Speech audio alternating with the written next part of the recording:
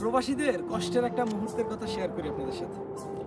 কষ্টের মুহূর্তটা হয় তখন যখন কিনা একজন প্রবাসী 3 বছর 4 বছর 5 বছর বিদেশ করে তারপরে ছুটিতে যায়।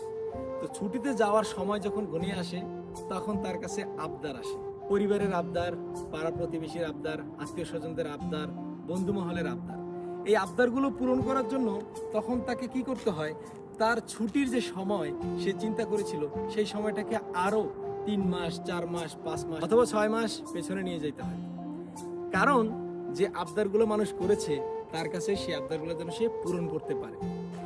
কিন্তু কষ্টের ব্যাপার, এই 6 মাস কষ্ট করার পরেও, মানে আরো বেশি 6 মাস কাজ করার পরেও সবার জন্য যখন সবার স্বপ্ন সবার আবদারগুলো ব্যাগে করে নিয়ে বাংলাদেশে পৌঁছায় তখন গিয়ে সমস্যাটা হয়।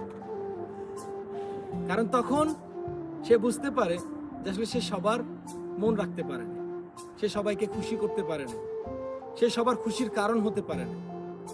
তখন তার ভেতরের আত্মচিৎকার দেখার মতো কেউ থাকে না। এটাই প্রবাসী।